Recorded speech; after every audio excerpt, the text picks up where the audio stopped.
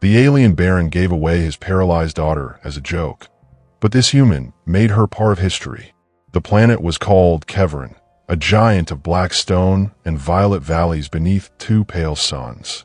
The atmosphere was thin and electric, and the ground emitted a subtle, constant hum, like the world itself was breathing.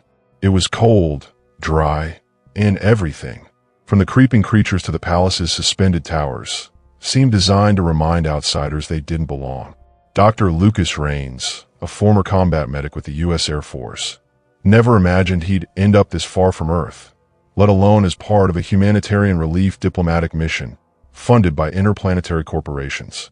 He'd been sent as a medical consultant to the high circles of Kevrin's aristocracy, a political gesture meant to maintain the alliance with the Varansk Empire, which ruled over 7-star systems and tolerated humanity only for economic benefit. Lucas was a skeptic, hardened by war, and carried in his eyes a weariness few could decipher. Still, when he passed through the obsidian gates of the Zerat Palace, something in him shifted, as if something immense, ancient, and personal was watching him. On the third night, the invitation came, more of a command than a request. Baron Taverwayan, one of the Empire's most respected and feared warlords, had summoned him to a welcome feast. Lucas knew what that meant. Displays of power, ritualized alien culture, and probably yet another subtle attempt to humiliate the fragile human in front of the court. The hall was massive, lit by liquid lights cascading from the ceiling in glowing waterfalls. Guards in pulsing armor stood like living statues. At the center, seated on a throne of black glass, the Baron watched with unblinking eyes. He rose, lifted a goblet, and smiled with sharp, glinting teeth. "Human, we accept your people out of courtesy. Today we offer you a gift, a reminder of our hospitality," he said, his voice like stone grinding against stone. Two attendants dragged a kind of floating throne to the center of the room. Seated upon it was a young, alien woman. She was unlike anything Lucas had ever seen. Her pale blue skin shimmered softly under the hall's lights. Her white hair flowed in thick waves like living snow, reaching down to her waist. Her eyes, vivid, intense, but marked by pain, were open, yet did not follow the movement around her. She didn't move, not a muscle, not a twitch. It was as if she were frozen inside her own body. "This is my bastard daughter, Yelani," the Baron declared with mocking pride. "Born of a youthful whim and a genetic mistake. Paralyzed since birth. Useless for war, counsel, or breeding. A burden." Some guests laughed. Others just sipped their drinks. "We give her to you, human, as a toy. Heal her, if you wish. Teach her to walk, or throw her away. Your choice." Lucas didn't respond. He couldn't. His stomach had turned to stone. The cruelty of the gesture was suffocating. A life offered as a joke. And yet, there was something in her eyes. Not despair, not fear, just a flicker. Faint but steady. When the guard stepped away, leaving her there, still, exposed before everyone, Lucas walked toward her. The court's gaze burned into his back. He knelt. "Do you understand me?" he whispered softly in Kavirian, the local language he'd hurriedly learned. A blink. Tiny, but enough. That was the moment Lucas made a decision that would change the fate of two worlds. He lifted her into his arms, causing a wave of murmurs through the room, and walked out in silence, carrying Yelani like she was made of glass and light. Lucas's assigned quarters were deep in the palace's lower levels, a wing reserved for guests of lesser species, as the officials politely phrased it. The walls were dark stone, the ceilings low, and the air smelled constantly of burnt ozone. It was no place for recovery, and certainly not a place for a fragile young alien. Lucas got to work quickly. He linked his portable medical terminal to the ship's basic sensors, activated his emergency kit, and ran a full neurological scan on Yelani. The diagnosis hit him like a punch. Chronic neurosynaptic paralysis. Central motor system inactive. Cognitive function preserved. Emotional cortex active. Zero voluntary physical response. She was trapped inside herself. She felt everything, thought everything, but couldn't react. Lucas set the visor down with a shaky sigh. This wasn't just a condition, it was a sentence. On Earth, he might have treated her with surgery, neural reprogramming, and biocybernetic therapy. But here, on Keverin, with limited resources and under the gaze of a court that wanted her to fail, still he began. In the first week, Lucas tried to establish communication with Yolani using simple eye blink codes. 1 slow blink for yes, 2 for no. It was primitive, but it worked. And it was through that crude system that he discovered something that made his blood run cold. "Do you feel pain?" he asked during one of the examinations. "Blink, blink, yes, all the time. Blink, yes." He looked away for a moment, his chest tightening. This girl, this woman, had spent years trapped inside a body that betrayed her, surrounded by people who treated her like a mistake, a burden, and yet she was still there, whole, aware, fighting from within. In the second week, the rumors began. Lucas heard the whispers echoing in the palace halls. The humans playing doctor with corpses. He thinks he can fix the Baron's trash. He must be in love with that blue thing. He ignored them, but he knew, on Keverin, mocking power was dangerous. And what he was doing, caring for Yolani with tenderness, with compassion, was already a silent act of rebellion. He was defying the Baron's judgment. Worse, he was giving value to something the Empire wanted erased. One night, while gently massaging Yolani's muscles to prevent atrophy, he noticed something different. The tip of her finger moved. It wasn't a twitch, not a spasm. It was intentional, a desperate, raw attempt to reach out to the world. "Yolani, did you try to move your finger?" "Blink, yes." He held her hand tighter, eyes locked with hers, glowing and wide. "This is real. It's the beginning. You're going to get out of this. I swear." But the next day, the guards came. 2 palace soldiers, armed, expressionless. "The Baron wishes to see you," one of them said. Now, Lucas hesitated for a moment, casting one last glance at Yolani, who looked unsettled. There was a tension in her eyes he still couldn't decipher. In the grand hall, the Baron stood alone before a translucent window that looked out over the city. Floating columns, living dredges, shifting crystals, and an atmosphere that felt almost mythical. "You took her seriously," the Baron said without turning around. "You're trying to cure her." Lucas didn't answer. Silence was his armor. It amuses some, annoys others. But I'm curious. You know what amuses me the most, human?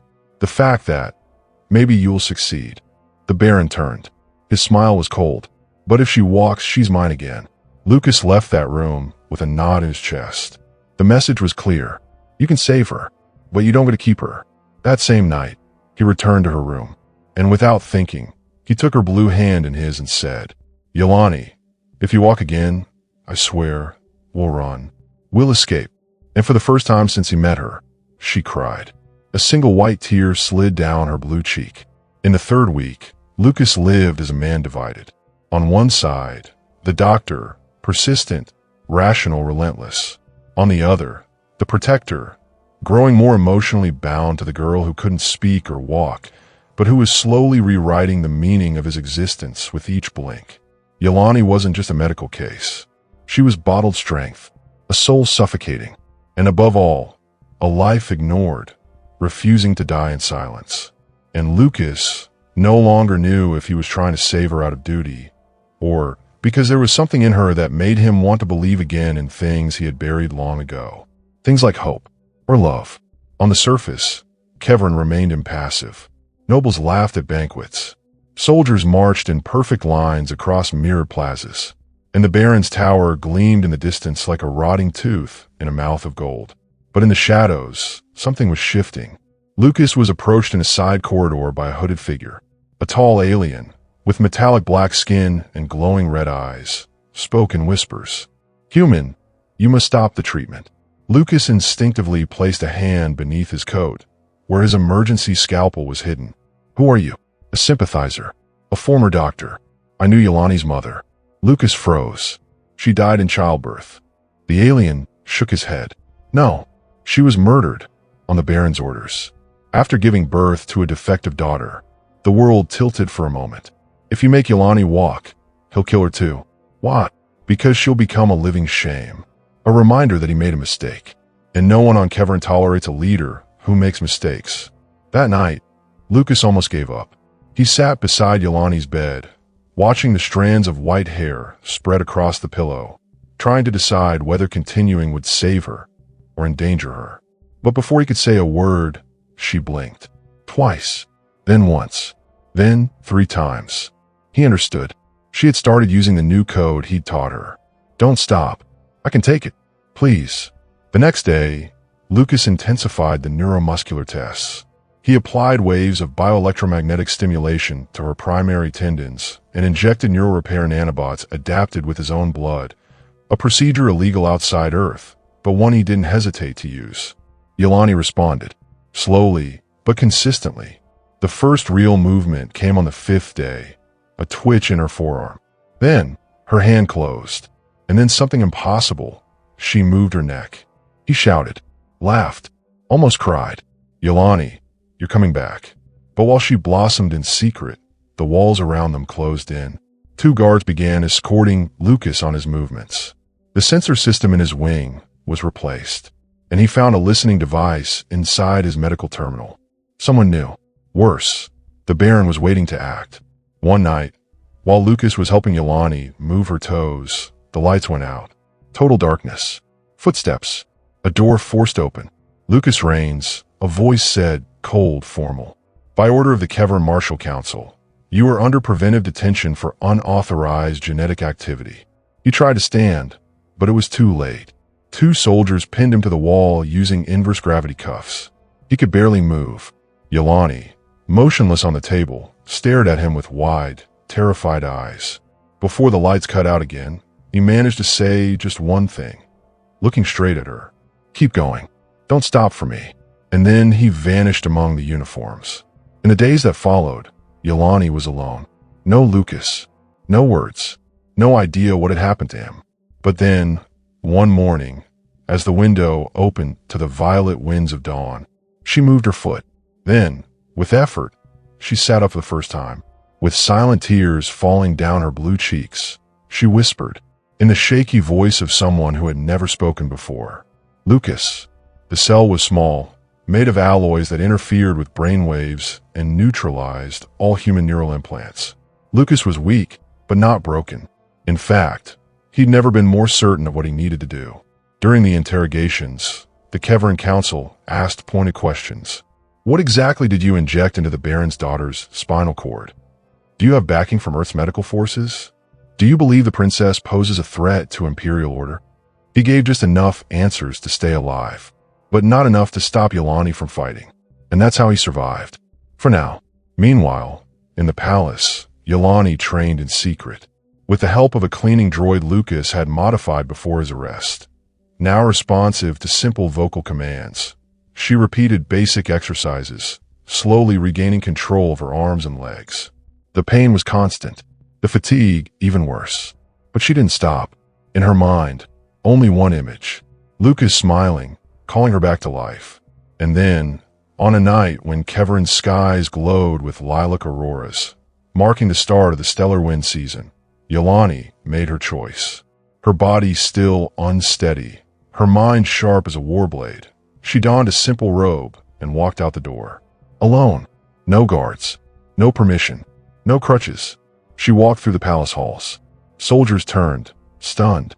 Some dropped to their knees. Others backed away in fear, as if seeing a ghost. Because no one had ever seen the Baron's daughter standing. When she entered the great hall, the banquet music stopped. Everyone froze, including Baron Taverwayan. He was standing, a glass of plasma wine in hand, surrounded by counselors and political allies. The moment he saw the blue figure standing tall, steady, eyes blazing with a flicker of rage, his smirk dissolved into raw fear. You, he whispered. Ow! Yolani didn't answer with words. She simply walked, slowly, step by step, each movement a declaration of war against the narrative of weakness that had strangled her all her life. She stopped less than a meter from her father. Where is the human? She asked, her voice rough but clear. A ripple of whispers moved through the room. The Baron tried to hold his composure, but his hand trembled. Detained. He threatened Kevern's order. A mistake like you. Yolani lifted her chin. Then you're afraid of us. Silence. He healed me, she went on. He saw me when no one else did. And now I want him back." The Baron gestured subtly. Two guards began to move. But before they could reach her, Yolani raised her hand. The soldiers stopped, looked at each other, uncertain. Then, she turned to the guests. "I was a mistake. I was a joke, an unwanted daughter. But someone from another world treated me like I was alive. And if he dies, I'll show you all just how much of him lives in me." One of the counselors whispered, "She has the right by bloodline. She can invoke the right of blood." The hall froze. The right of blood, an ancient and sacred trial, where any heir of the royal house could demand public restitution for injustices done to them. A tradition nearly forgotten, but still legally invoked. "I demand," Yolani said firmly, before the council and the gods of Keverin, "the right of blood. For me. For him." The Baron didn't react at first, but a vein throbbed in his forehead. And inside, he knew he had lost control, not over Yolani, but over the narrative. And that, on Keverin, was worth more than the throne itself. If you've ever rooted for an impossible love, if a story of resistance, healing, and connection moved you, subscribe for many more stories like this. And leave a comment. Would you do the same for someone the whole world had already abandoned? The news spread like wildfire across dry brush. The Baron's paralyzed daughter was alive, standing, defying her own father in a sacred trial. Keverin hadn't seen anything like it in generations. The planet's communication networks went into frenzy. Common citizens, elite soldiers, even Star Merchant from outside the system wondered, what if everything we knew about House Taverwan was a lie? Meanwhile, in the central dungeons of the Citadel, Lucas remained imprisoned. But now, he received different visitors. That morning, he awoke to a bright light on his face. A tall man, amber-eyed, with moonstone-like skin, the chief of the Empire's judicial archives. "Lucas Rains," he said, "you have been named an essential part of the prosecution during the right of blood of heir Yolani. You may testify or remain silent. But know this, if you lie, the penalty is death." Lucas struggled to stand. His face was bruised, but his gaze was steady. "I will not lie." Meanwhile, Yolani was being prepared for the rite. They bathed her in waters scented with mahar essence, a symbol of courage, dressed her in a gray ceremonial robe, the color reserved for those who have lived among the dead and returned. But what stood out most were the marks, small scars on her arms, muscles still trembling under the weight of her own body, deep dark circles from sleepless nights. She didn't look like a princess. She looked like a broken warrior, but alive. In Keverin's great central auditorium, the people gathered to witness the unthinkable, an heir challenging the most powerful baron in recent history. Lucas was brought and shackled, but as soon as he crossed the golden gates, Yolani saw him. "Lucas." It was just one word, but the tone, hoarse, warm, almost childlike, silenced the entire hall. The Baron clenched his fists. "The trial will begin," announced the High Judge of the Circle. "Heir Yolani Taverwan, what do you demand in this right?" Yolani stepped forward. Every movement made the crowd hold their breath. "Truth, justice, and the right to be considered alive." The hall trembled. Lucas was the first to speak. He described the neurological damage, explained the medical interventions, but above all, told how she reacted, how she fought, how she wanted to live. "She is not a miracle," he said, looking at the judges. "She is an example, and if you silence her now, you'll be saying her life never meant anything." The Baron's defense tried to discredit Lucas, a human doctor with a record of insubordination, used alien blood, broke interplanetary medical treaties. He is a criminal. But before Lucas could respond, Yolani stood. "Then accuse me too. I allowed it. I wished for every treatment. And if that's a crime, then lock me up beside him." The High Judge interrupted. "No one imprisons those who have been reborn." Silence. Then she proclaimed, "By unanimous vote of the Circle, we recognize the heir as conscious, autonomous, and worthy. She is alive, and this court recognizes her right to exist." The people applauded. Some cried. Others shouted her name. "Yolani, Yolani." The Baron left the hall in silence. But one thing was certain. He had lost, not just the trial, but control of the narrative, the loyalty of the people, and the image of the invincible. Later that night, Lucas and Yolani were together for the first time outside the medical wing.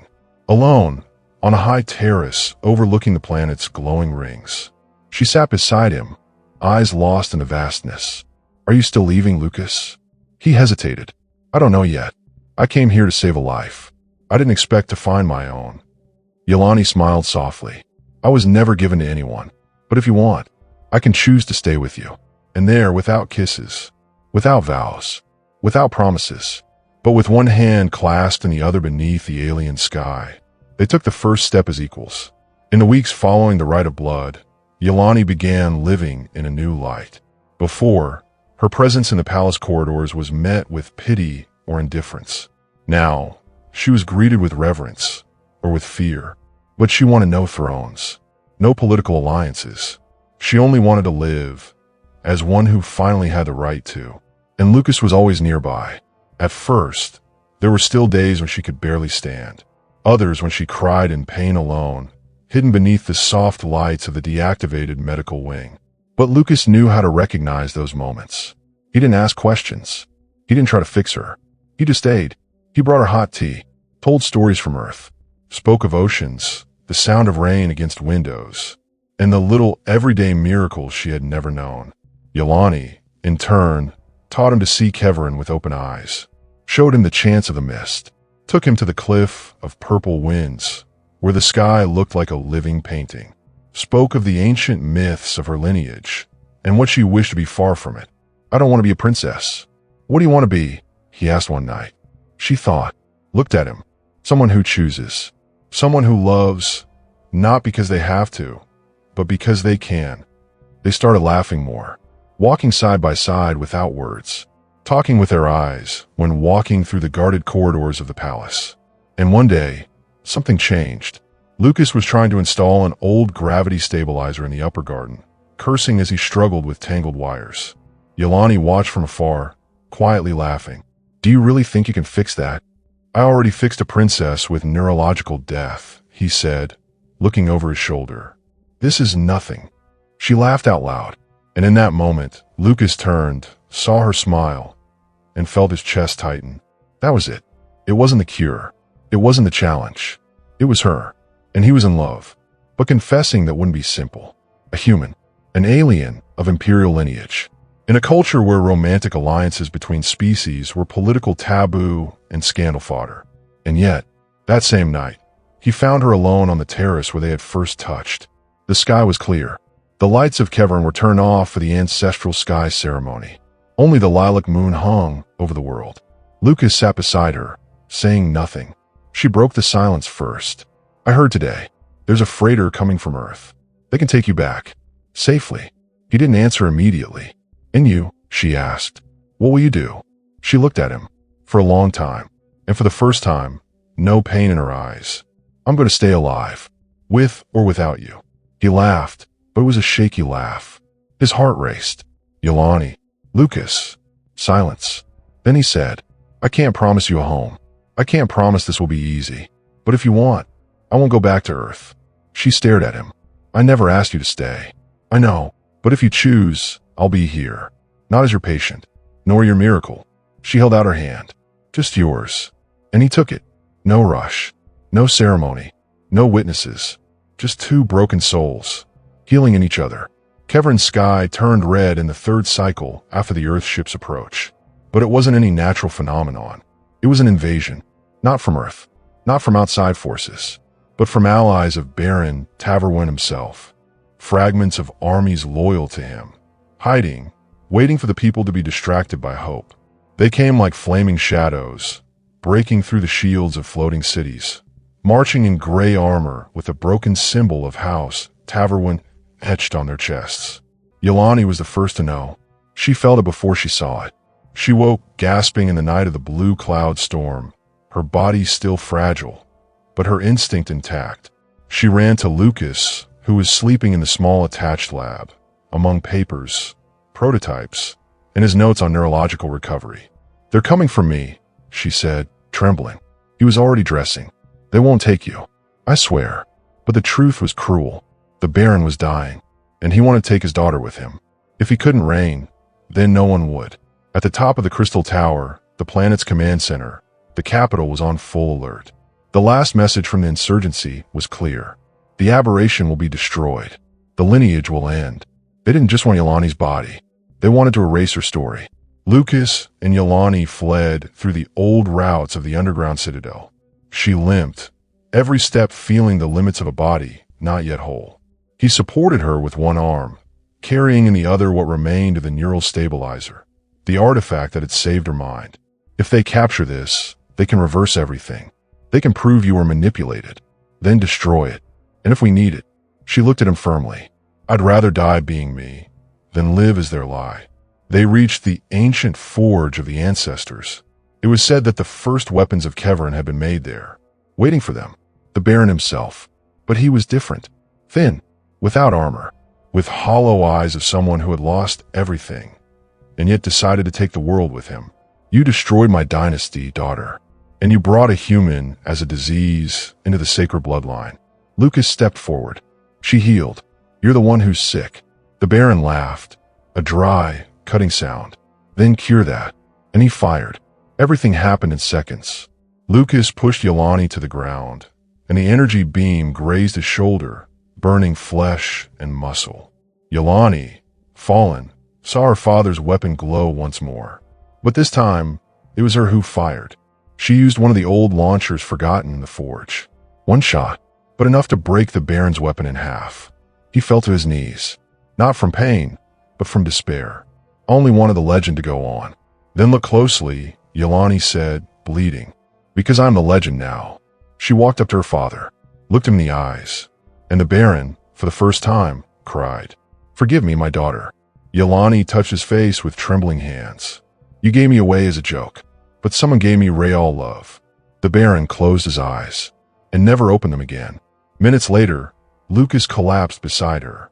He was injured, bleeding, but still conscious. You still want me to stay? He murmured with a half smile. She held his face with both hands. I don't want you here anymore. I need you. And she kissed him on the floor of the ancestral forge, under the echoes of history, between the past that was crumbling and the future they had saved together. The dawn on Kevrin had never been so silent, not out of fear, but out of respect. News of Baron Taverwen's fall spread like sacred fire among the floating cities, the underground valleys, and even the orbital outposts. But it wasn't his death that became legend. It was Yolani's survival, and the human who fought by her side. Lucas survived. The Kevrin doctors worked through 2 full cycles to reverse the internal damage, using hybrid techniques, part human, part ancestral. Yolani stayed by his side the whole time. She would sit quietly, watching the monitor's pulse, and sometimes hold his hand as if it was the only anchor keeping her present. He will wake, the doctor said, but he may not remember everything. When he finally opened his eyes, weak, and saw her face, Lucas smiled. Wow, is the sky still blue? No. Good. I prefer you. Yolani laughed, a sound that seemed to dissolve weeks of tension. The Council of the Three Suns, which governed in times of crisis, asked Yolani to take on the role of transition emissary. She refused the throne, refused the crown, refused any symbol of the old lineage. I'm not an heir. I'm a survivor. But she agreed to be a bridge between what Kevrin was and what it could be. And Lucas? Lucas became the first human officially accepted as an honorary citizen of Kevrin, a gesture that enraged some clans, but inspired thousands. Young Keverinians started studying human medicine, others earth philosophy, and more than ever, alliances between species began to be seen not as an aberration, but as a possibility. One late afternoon, Yolani took Lucas to the place where she had almost died, the ancestral altar, now abandoned, overgrown with vegetation. Silent, she sat in the center, touching the ground. This is where my end began, and where your new beginning started. She looked at him. I'm scared sometimes. Of what? That one day you'll look at me, and only see the broken girl I was before. Lucas crouched, placing his hand on the cold ground beside her. I never saw that. Really? He shook his head. I saw someone who was discarded and still chose to live.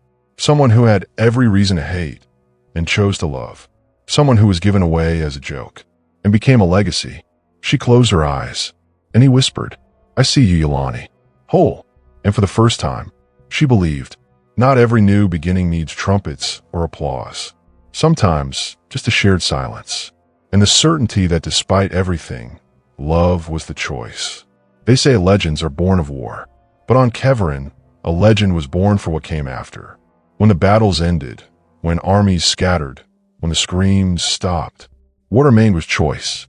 The choice to not repeat the cycle, to not rule with fear, to not punish difference as weakness. The choice to love what was strange. Yelani walked through the new suspended avenues of the Ernevar district, a place that once refused even to speak her name. Now, Keverin children called her the Blue Mistress.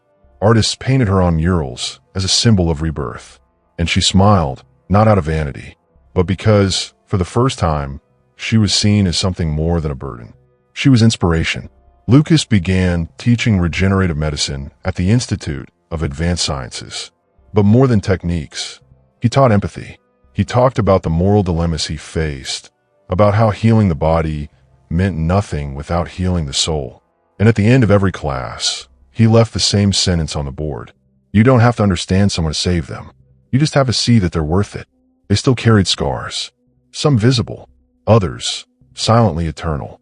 But they walked side by side. And no matter where, in the halls of diplomacy or among the floating forests of Raven, the world knew.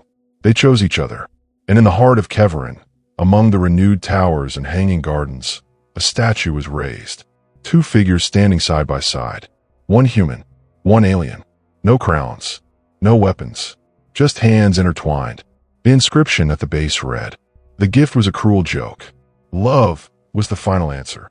Because in the end, it wasn't an empire that won. It was the act of a man who refused to laugh at a life given as a joke. 5 cycles later, a new generation grew up on Keverin, never knowing the Baron, never bearing the weight of old wars, unafraid of strangers or love. On the hill of the 3 moons, where the sky felt closer to the skin, 2 children ran through fields of blue mist. One had eyes as brown as earth. The other, pale blue skin and silver hair, like the moonlight of Keverin. Yelani watched from afar, sitting beneath a bioluminescent tree, a gentle smile on her face. Lucas came up behind her and wrapped her in a tender embrace. No words were spoken, none were needed. There, in that quiet, life-filled moment, lay the answer to everything. They didn't change the entire universe, but they changed enough for 2 small beings to run free on a planet that was once nearly a ruin. At the base of a new memorial tower, they carved another inscription. He received her as a cruel joke, but he turned her into something no one else dared to imagine. A living legend.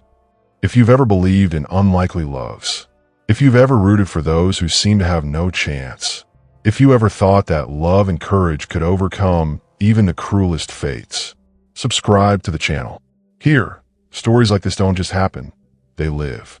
Thank you for following along. If this story touched you, share what moved you most, and share it with someone who needs to believe in the impossible. Until next time.